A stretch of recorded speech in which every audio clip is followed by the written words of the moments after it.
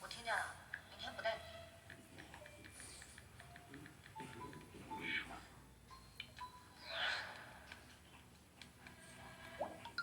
睡前记得吃药，封闭藏治。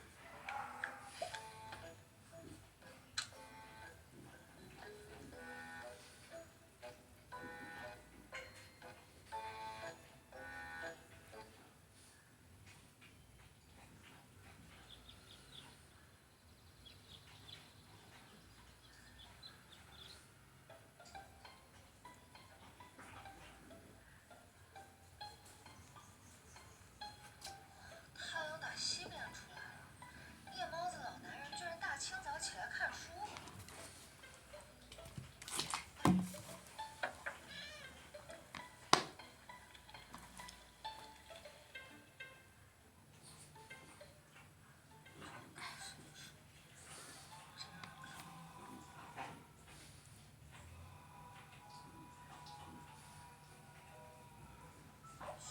今天季中赛有 CK 这个比赛，学起来看看。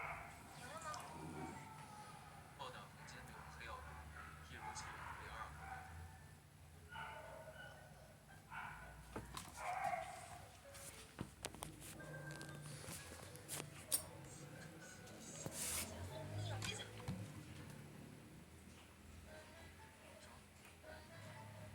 没有呗。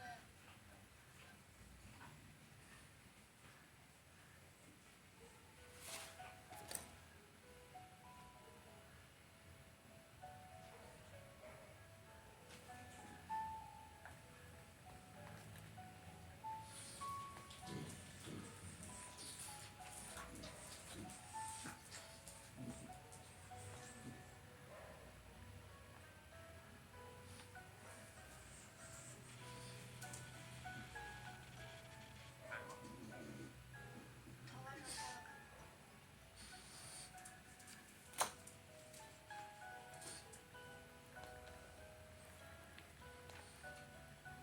大饼。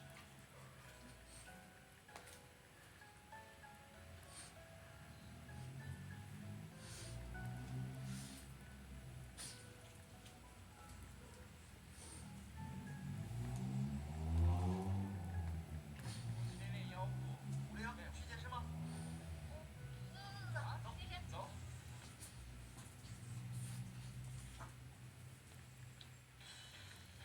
健康活人，健康生活。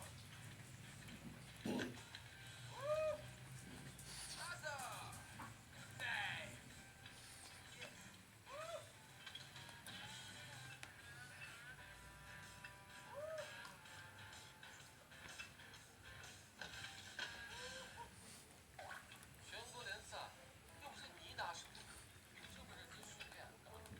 你也不是首发，你那么认真干嘛？本来就是常规。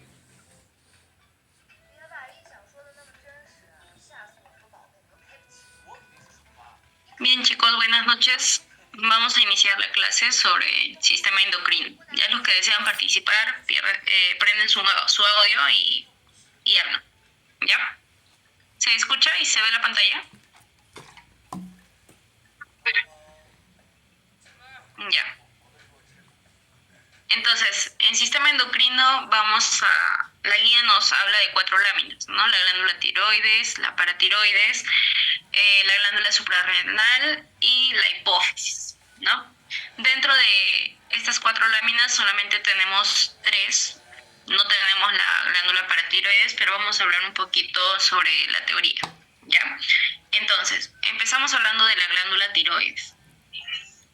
La localización de la glándula tiroides podemos decirla que está debajo de la laringe, ¿no? Y sabemos que la glándula tiroides va a tener 2 lóbulos, los cuales van a estar unidos mediante una banda de tejido conectivo, que es el ¿no? Y estos 2 lóbulos están apoyados sobre la cara anterior de la tráquea. ¿Cuál será la importancia clínica de las glándulas tiroides?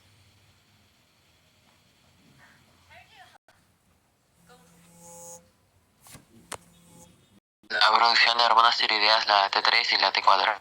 Ajá, la producción de hormonas tiroideas. T3, que es la triiodotironina, y la T4, que es la tiroxina, ¿ya? Entonces, histológicamente, ¿qué vamos a ver en la glándula tiroides? Vamos a ir directamente a la imagen para poder entenderlo mejor. Ya, a ver. Vamos a ver así. A menor aumento, ¿se ve mi puntero? Sí, ¿no? Ya. Sí, se nota. Ya, a menor aumento vamos a ver así, como toda esta parte de aquí, que es un lobulillo, ¿no? Que es la glándula tiroidea. Y vamos a ver gran cantidad de estas estructuras de diferentes tamaños, de diferentes formas, que son los folículos tiroideos. Ahora, nos vamos a ir a mayor aumento a un folículo tiroideo. El folículo tiroideo, recuerden que es la unidad estructural y funcional de la glándula tiroides. ¿Ya? Entonces, todo esto de aquí es un folículo tiroideo.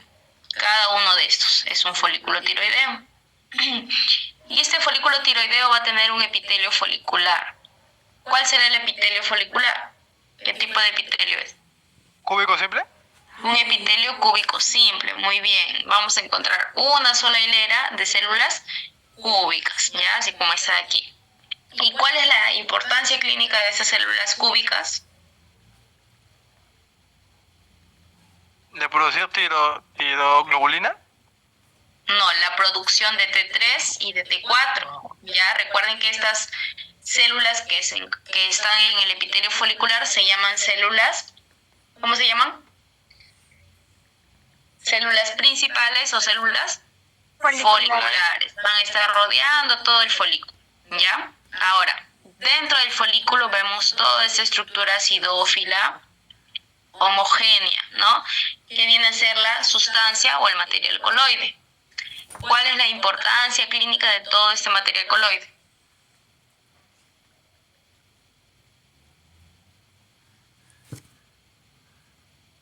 Es la producción de la Tiroglobulina.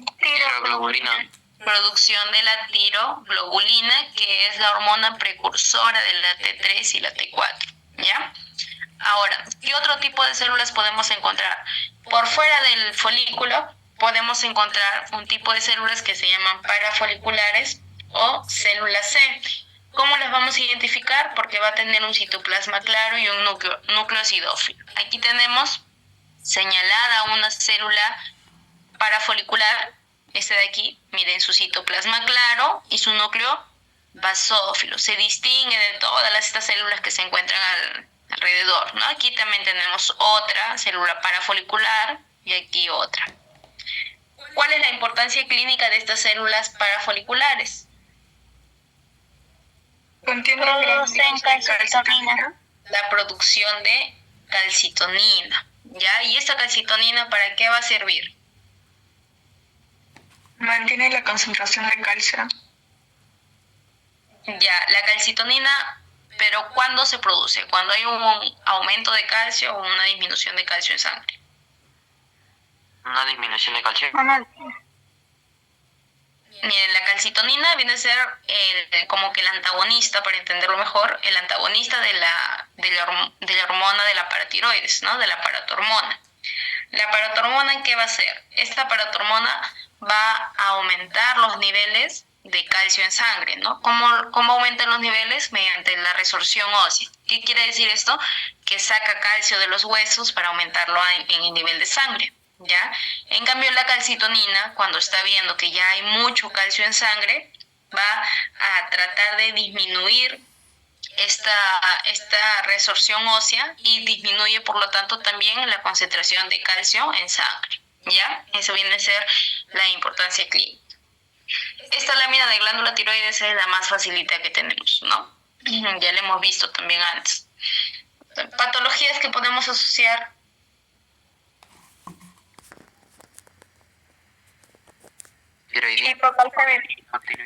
Hipertiroidismo. Ajá, hipertiroidismo, hipotiroidismo, también podríamos mencionar bocio, también enfermedades autoinmunes como tiroiditis de Hashimoto, ¿no? La enfermedad de Graves también, ¿no? Que es autoinmune también. Ahora,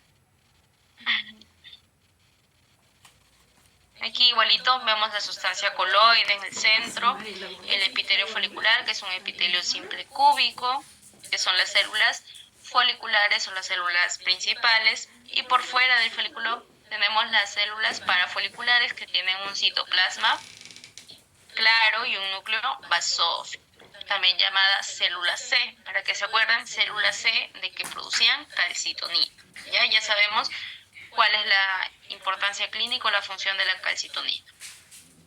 Ahora, la glándula paratiroides habíamos dicho que no la tenemos en la cátedra, ¿no? Pero tenemos que saber, por ejemplo, la localización de esta glándula va a ser en la superficie posterior de la glándula tiroides. ¿Ya? Tenemos 4 glándulas paratiroides. Van a estar 2 al lado derecho y 2 al lado izquierdo de la superficie posterior de la glándula tiroides. ¿Ya? Aquí podemos encontrar 2 tipos de células: las células principales y las células oxifílicas, o también en algunas literaturas la van a encontrar como células acidófilas. ¿Ya? Las células principales son las que vamos a tener en mayor cantidad. Estas van a tener un citoplasma claro, son más numerosas, ¿no? Y estas células principales van a ser las encargadas de la producción de la paratormona, ¿ya? Y ya hemos dicho cuál es la función de la paratormona: aumentar los niveles de calcio en sangre mediante la resorción ósea. Y tenemos las células también oxifílicas o acidófilas también, por la coloración que van a adquirir al momento de la tinción.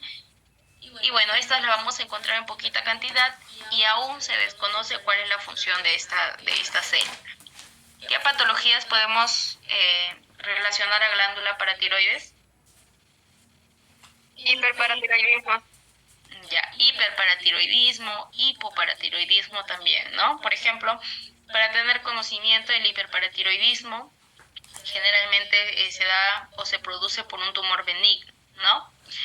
Un tumor funcional. Y esto nos va a causar otros problemas también, como la hipercalcemia, hipercalciuria también, porque el calcio va a aumentar a nivel de orina para tratar de eliminarlo, ¿no? Y como también aumenta a nivel de orina, la persona con esta patología se predispone a la formación de cálculos renales, ¿ya?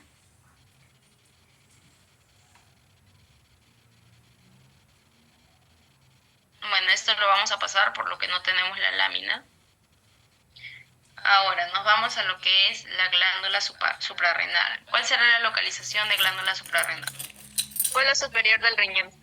Ajá, en los polos superior de ambos riñones, ¿no? La importancia clínica.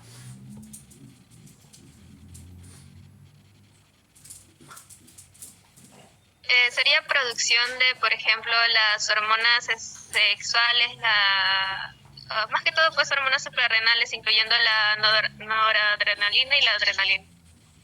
Ajá, podemos mencionarlo, por ejemplo, como la producción de mineralocorticoides y de catecolaminas, ¿no? Así en general. Ahorita vamos a hablar de qué cosas se producen en cada capa, ¿ya? En cada zona. Entonces, histológicamente, podemos encontrar 2 capas bien diferenciadas en la glándula suprarrenal, ¿no? Tenemos la corteza y la zona de la médula. Dentro de la corteza podemos encontrar 3 subcapas, que es la zona glomerular, la zona fascicular y la zona reticular. Las vamos a encontrar en ese orden, ¿ya? La corteza viene a ser más gruesa que la zona medular. La corteza va a ser aproximadamente un 80% de toda la glándula y la zona medular un 20%. Ahora vamos a empezar a hablar sobre la corteza, ¿ya? La corteza habíamos dicho que abarca el 80%. Dentro de la corteza vamos a encontrar tres zonas. Vamos a encontrar... Un ratito, creo que alguien quiere entrar Ya. Vamos a encontrar la zona glomerular, la zona fascicular y la zona reticular. La zona glomerular se va a encontrar ubicadamente debajo de la cápsula, que va a rodear a toda la glándula suprarrenal, ¿no? Es la primera que vamos a encontrar de afuera hacia adentro. Esta viene a ser delgadita, De toda la corteza, la zona glomerular abarca de un 10 a un 15%. ¿Y por qué se va a caracterizar? Podemos encontrar células piramidales dispuestas en grupo o en forma concéntrica, mencionan algunas literaturas, ¿no? Y consta de células piramidales dispuestas en grupos ovoides, ¿ya?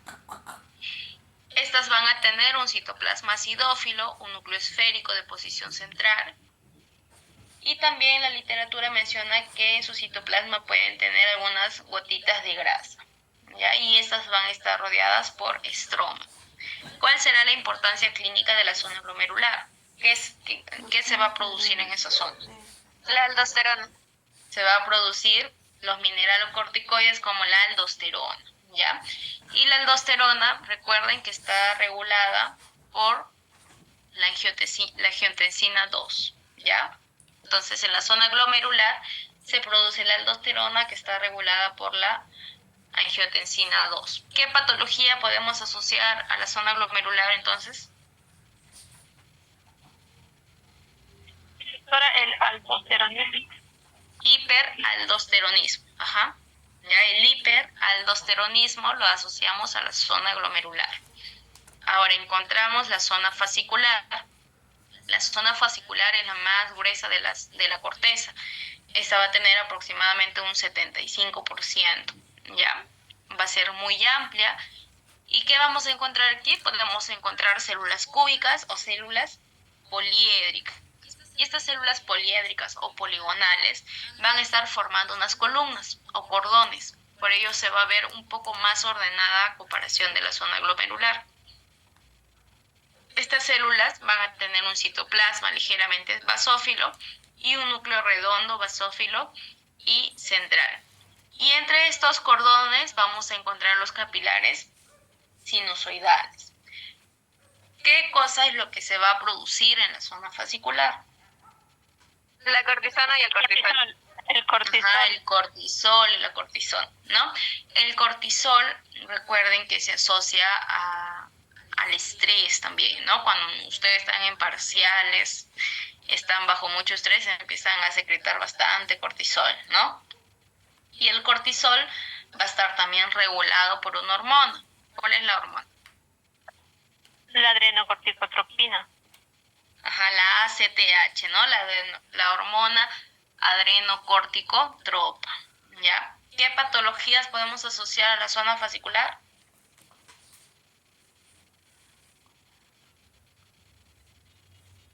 El síndrome de Cushing, ¿ya? Síndrome de Cushing. Cushing se escribe C-U-S-H-I-N-G. Síndrome de Cushing, ¿ya? Ahora, pasamos a la zona reticular, que es la más delgadita, ¿ya? Esta zona reticular abarca de un 5 a 10%, ¿ya? Es la más interna de la corteza y va a tener células poliédricas un poquito más pequeñas que la que ya vamos a ver. Y estas se disponen en cordones entrecruzados a manera de red, que van a estar separados también por capilares sinusoidales. ¿Qué sustancia o qué hormona se va a producir en la zona reticular? Las hormonas sexuales como los andrógenos, los estrógenos y, bueno, parte de progesterona. Claro, las hormonas esteroideas sexuales, ¿no? Las hormonas sexuales. Dentro de estas hormonas sexuales debemos mencionar los precursores de los estrógenos, que es el DHEA. ¿Alguien sabe qué significa eso?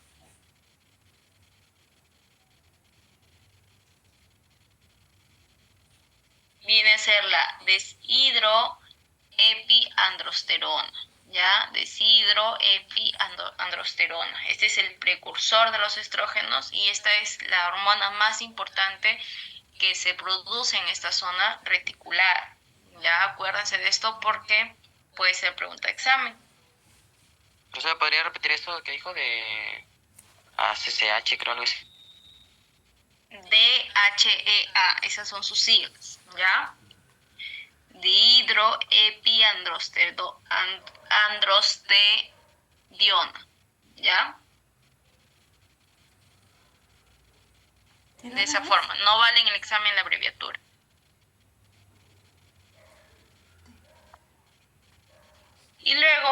tenemos otra zona, ¿no? Aparte de la zona de la corteza, teníamos la zona medular, que abarcaba el 20% de toda la glándula suprarrenal. Y esta se va a caracterizar por ser bien vascularizada, ¿no? Aquí vamos a encontrar dos tipos de células. Tenemos las células cromafines, o también llamados feocromocitos, y tenemos las células ganglionares. Las células cromafines, ¿cómo las podemos encontrar? Porque van a ser más grandes, ovoides, o también pueden ser de forma poliédrica, van a tener un núcleo vesiculoso y un citoplasma claro granular. Y las células ganglionares van a ser mucho más pequeñas. La zona medular es muy importante. ¿Qué cosa se va a producir aquí? La epinefrina y la noradrenalina. Ya, la adrenalina y la noradrenalina, o también llamado epinefrina y norepinefrina. Ya es igual. ¿Y qué patologías podemos asociar a esas catecolaminas?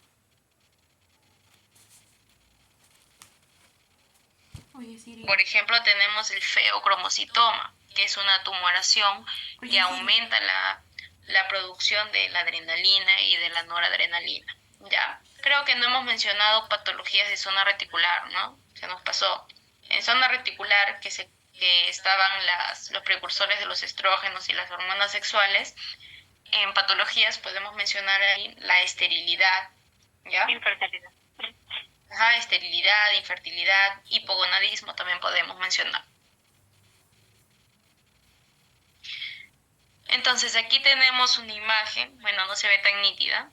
Tenemos la zona de la corteza, que abarcaba el 80%, ¿no? Viene a ser la más grande, y la zona medular, que es la más delgada, que abarca el 20%, ¿no? Y esta zona de aquí más externa viene a ser la cápsula que rodea todo el órgano.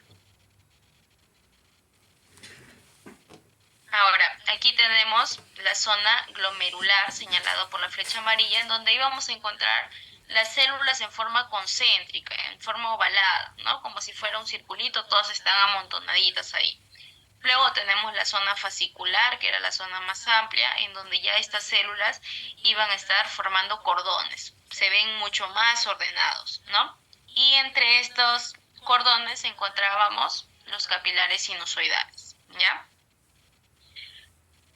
Luego tenemos la zona reticular, ¿no? Que en la zona reticular podíamos encontrar, la zona medular, donde podíamos encontrar dos tipos de células. Las células cromafines, que iban a ser células grandes, ¿no? Con un citoplasma claro, granular, como si tuviera puntitos en el citoplasma, y con un núcleo vesiculoso. Miren aquí su núcleo, como si tuviera vesículas, ¿no?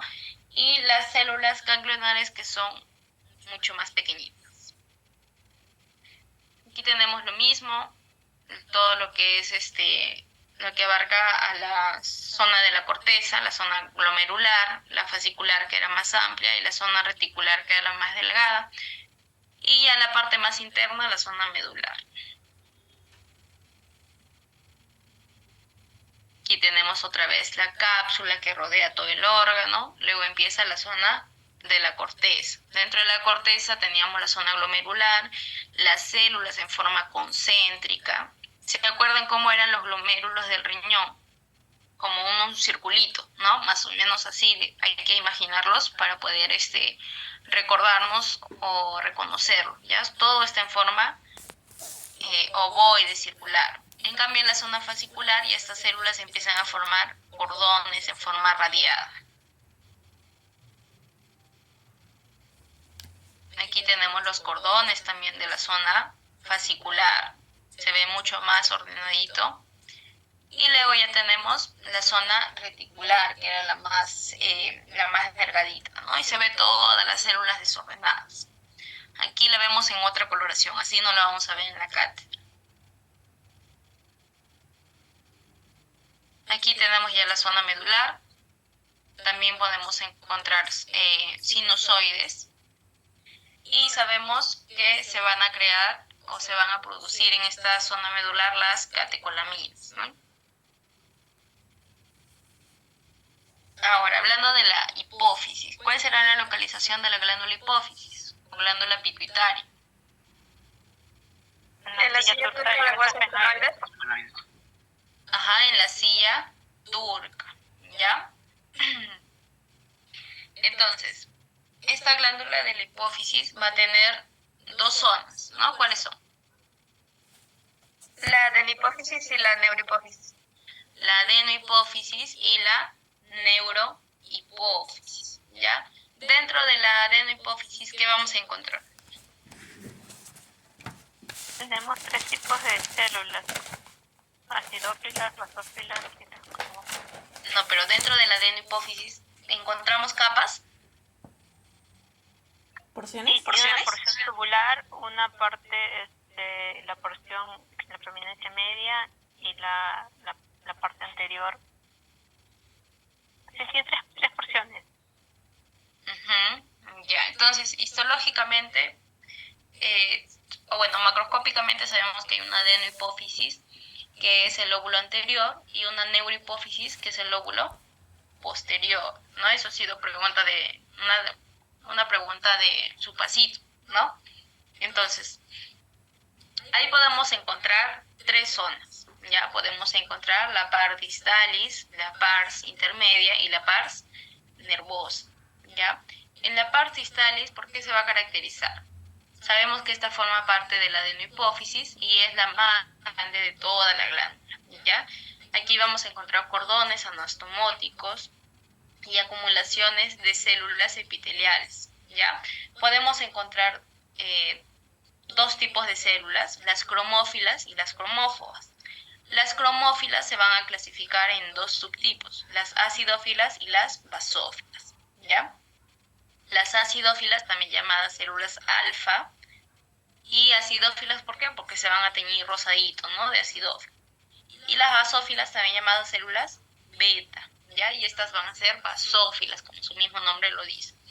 Entonces, ¿cuál va a ser la importancia clínica de las células acidófilas? Van a producir la hormona de crecimiento y la prolactina, ¿ya?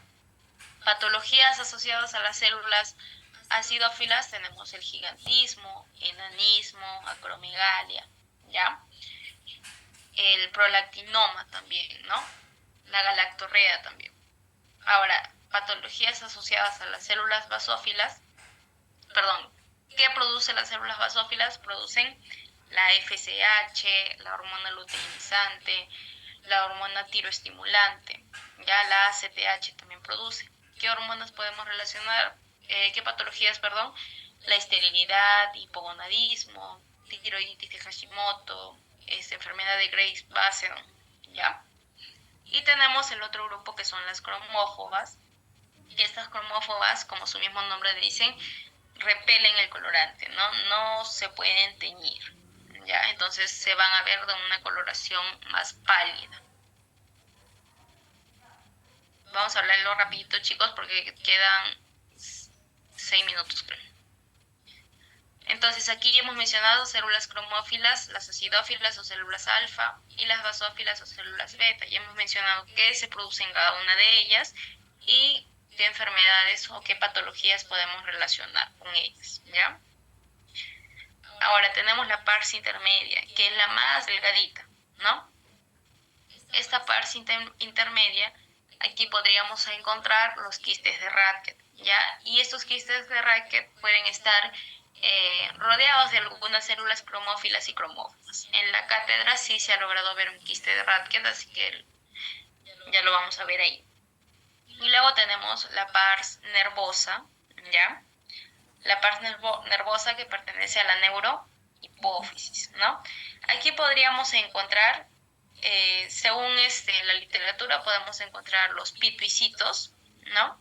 Que son células alargadas, con su núcleo ligeramente ovoide y que tienen prolongaciones. Y también podríamos identificar los cuerpos de Gerr. Y en su libro también mencionan los capilares fenestrados, ¿ya? Y axones amielínicos también. En realidad, en las láminas que hay, ustedes saben que no se pueden ver del todo bien y no se ha podido identificar ninguna de estas células en la pars nervosa, pero hay que saber por teoría qué cosa debemos encontrar ahí, por si es que se les pregunta. Aquí tenemos una célula acidófila, bueno, en esta imagen no se ve tan clarito, pero se debe ver una célula más clarita, ya, acidófila, media rosadita. Las basófilas, una coloración más intensa, ¿no? Una coloración más morada.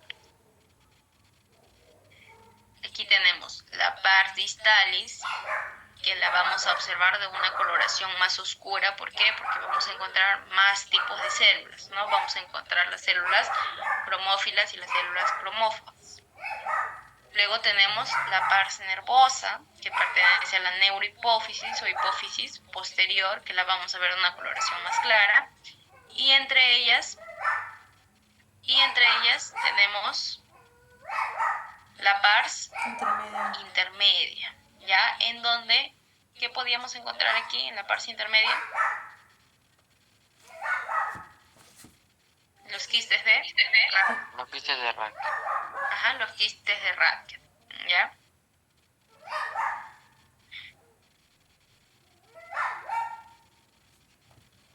Bueno, aquí se logra ver mejor. Miren, las células acidófilas tienen su citoplasma bien rosadito, ¿no? Y son más grandes. En cambio, en las células basófilas son más pequeñitas y su mismo nombre lo dice, tiene una coloración basófila, ¿ya? Y aquí vemos las cromófobas, miren, las vamos a encontrar de una coloración como pálidas, como que no tuvieran coloración, ¿ya?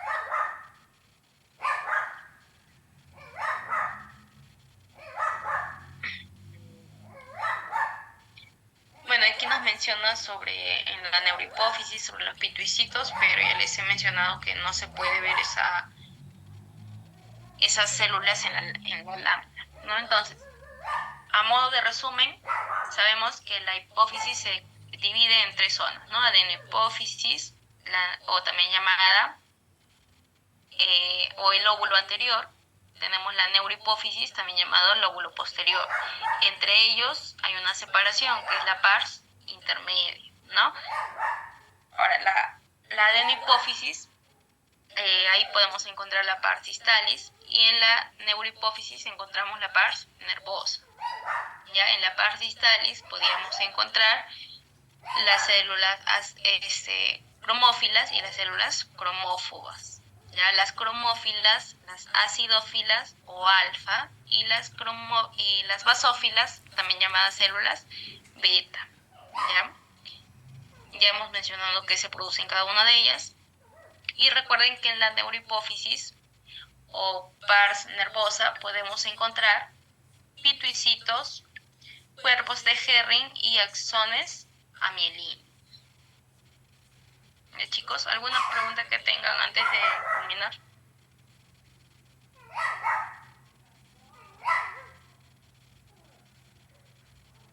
Recuerden siempre que la hipófisis va a estar conectada con todas nuestras glándulas, ¿no? Va a ser un feedback. Por ejemplo, con la tiroides, ¿no? Hemos mencionado que las células basófilas producen la hormona tiroestimulante. Es decir, esa hormona va a estimular a nuestra glándula tiroides para la producción de T3 y T4. Entonces, si hay falta de hormonas a nivel de la glándula tiroides, nuestra glándula hipófisis se va a activar y va a empezar a producir más hormona tiroestimulante. Pero ya si nuestra glándula tiroides está produciendo mucha cantidad de hormonas tiroideas, nuestra hipófisis se va a calmar y va a disminuir esta producción de la hormona tiroestimulante, ¿ya? Siempre va a ser así, una comunicación entre nuestras glándulas, la glándula tiroides, las gonadales, con la hipófisis, ¿ya? ¿Alguna pregunta, chicos? Queda un minuto. Todo claro, Rosa. ¿Todo claro, chicos? Espero que hayan apuntado bien la producción de cada una de las células y las patologías, ¿ya? Porque eso se va a preguntar. Ya, chicos, si no hay ninguna otra pregunta, podemos dar por concluida la clase.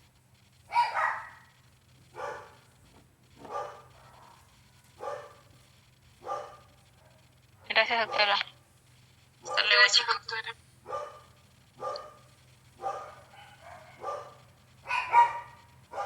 Profesora, Dime. ¿podría repetir rápidamente las patologías de las células acidófilas o células alfa y las beta?